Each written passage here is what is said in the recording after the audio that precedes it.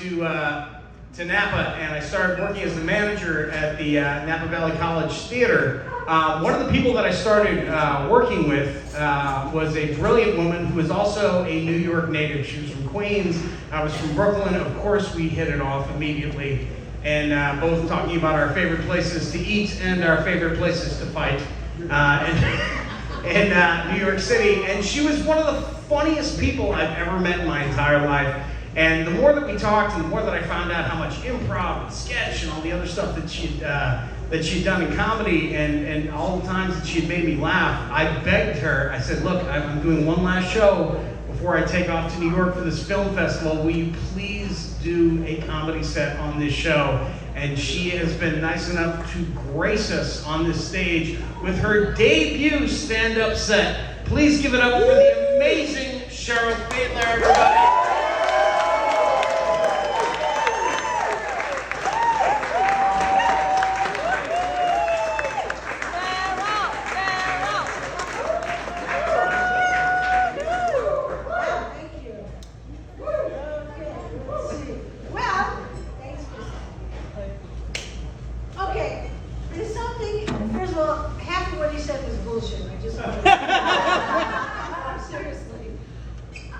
I've seen many comedy shows.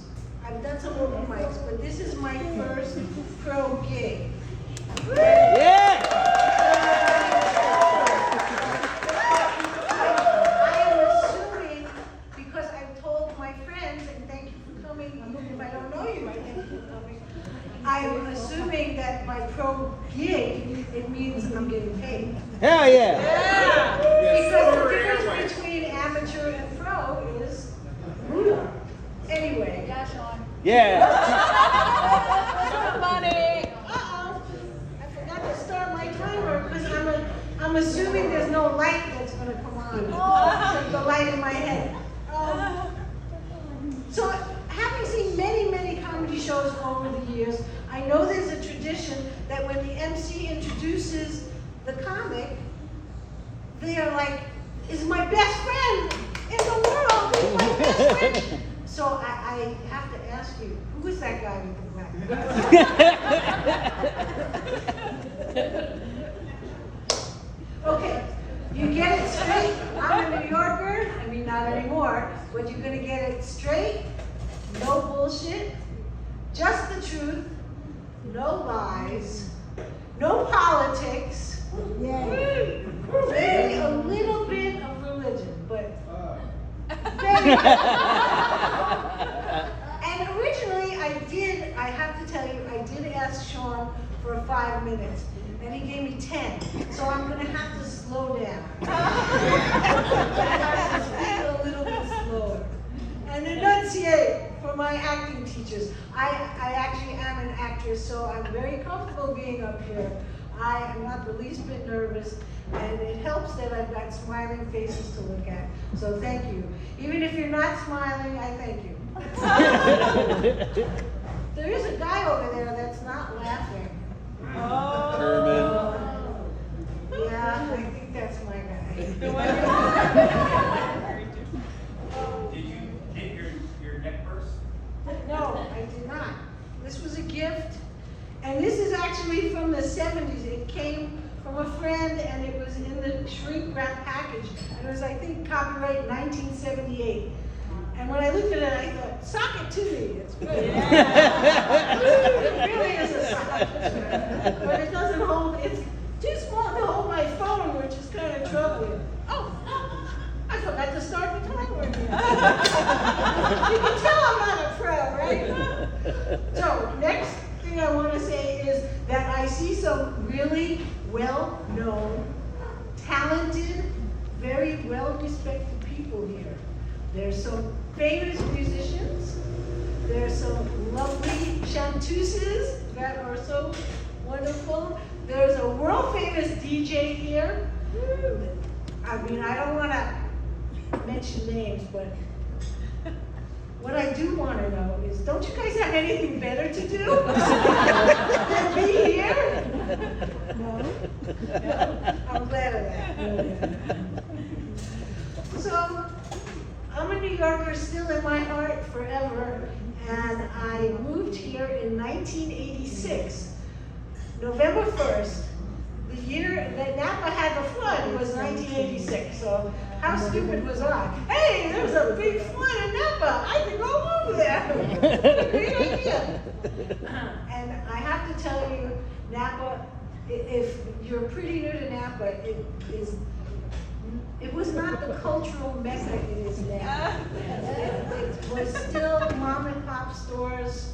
There was no Walmart. It was going to be 39 years ago. There was Woolworths was still here, and I got here and I was so out of my element. I remember calling up my friend Phyllis from high school, and I said, I lived on Brown Street over by Giovanotti's, by Churchill Manor, and I called her up and I said, I only hear a car every 5 minutes. I'm going crazy. This is really true, because I was so used to city sounds, city life. Yeah. And people weren't friendly here when I got here. No, the first 2 years I was pretty miserable. Oh my gosh. Yeah, it's not like that now, but I mean, I'm like the friendliest person in the world. I remember walking past the corner of First and Main, and these two women, one was obviously showing off her newly acquired diamond engagement ring, and I just walked by and I said, oh, congratulations. And she's like, mind your fucking... You know what? I didn't get to say this was going to be clean comedy. Not going to curse. Almost curse. I did, yes. No cursing. Is it Brian Reed? Who's the other? Oh, yeah. Yeah. So I think he's cool, but I am not going to curse. Anyway, it wasn't until I got a job working at this tiny little sushi bar on Coombe Street, right off of First, and it was this really great place. It was called Sushi Bar Maria, and that's where I met people that I'm still friends with. And it was a tiny place. It was 5 tables, 5 two-tops, and 5 seats at the bar. And he didn't have a kitchen. It was just a rice cooker and a broiler for the eel. And I started eating there, and they asked me if I wanted to work there. And I was like, you want me to work here? And they said yes. So I had the most incredible experience. I worked there for 7 years, and I didn't speak any Japanese, but customers didn't understand his accent. So I would translate English to English. It was the weirdest thing. And it's absolutely true. But I really didn't speak any Japanese. And they hired me when the wife got pregnant, because it was a 2-person operation, and that daughter is now 34. Ooh, so that's a little tough. Anyway, I've had some very interesting jobs. The one probably I'm most proudest of is because I was a groundbreaker. I was the first female courier in New York City for Federal Express.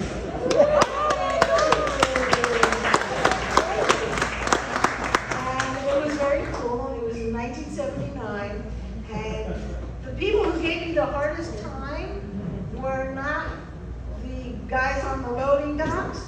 It was the secretaries in the offices.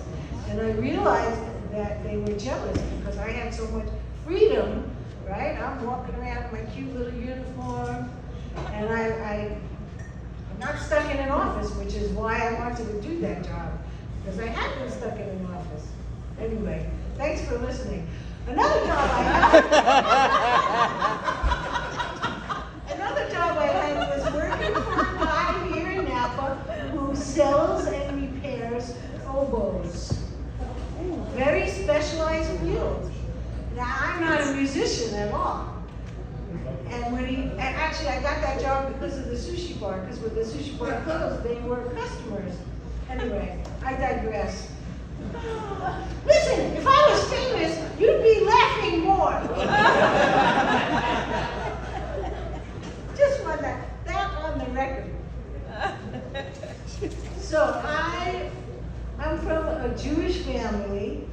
am non-observant. In fact, I try to look the other way, actually. My uncle worked for the highway department. We just had Passover. It's Passover. But my uncle on the highway, he worked on overpasses. So I guess that kind of balances out a little bit. Actually, so I went to temple growing up, and then I had a bat mitzvah, and then that was it for my Jewish education. But years later, our rabbi got popped for child abuse. So another true story. Luckily, I escaped that. So yay! That was thanks to my mom. So my mother, it's coming up on Mother's Day. My mother taught me about how wonderful children are, and I always say children are my favorite people. But I want to tell you what she did to me, not consciously.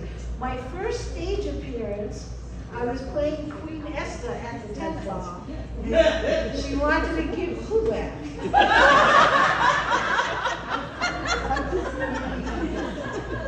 It's that guy with the black glasses. So she wanted to give me a cape to wear because I was the queen. It was a beautiful golden yellow cape. Unfortunately, it was made of fiberglass. And so I was scratching. And I think I was probably 6 years old, and it was like one of the worst things. She had no idea it was fiberglass. It was just a curtain, right? But anyway, I forgive her now. To those of you who still have your mother, I just want to say you're lucky, and I miss mine, and I miss yours. So anyway, okay. The best experience I had in Napa after moving from New York was going to DMV when it was still over on Yahomie Street, and I walked in, and there was one person ahead of me. And I swear, I knelt down and I kissed the ground. Because in New York, you spend like 2 weeks there. I mean, it's not like that anymore here. But it was back in the day. So I ended up married to a man who's a native napkin. And wow, he's seen a lot more changes than I have when I was 40 years.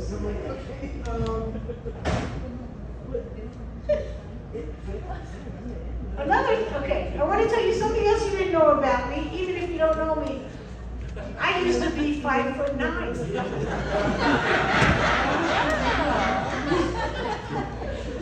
I had a lot of shortening. Oh, thank God I got a grown-up. I wouldn't leave the stage without having at least one grown-up. Thank you, I appreciate it. About my husband, how much he thinks I control him. I'm always telling him things like, oh, you know, honey, it's time to change your shirt. I got tired of seeing that. I got tired of seeing that same plaid for like 12 days. Come on. Like, yeah, we won't talk about the underwear, okay?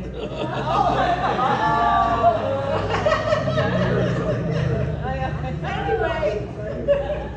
My mother had 2 tear ducts in one eye, and she cried a lot. And growing up, I did also. She really did. I mean, you wouldn't look at her from here and say, that woman has 2 tear ducts. But she certainly did. I don't have a picture, but anyway, I always am very comfortable with having my emotions very, very bubbling at the surface. Like if you ever gone out to eat with me, you probably see me cry. I'm just saying. I love to cry. I love to laugh. They're so close. I thank you very, very much for listening and your attention. And I don't think too many people were talking during my set. So I appreciate it. Thank you very much.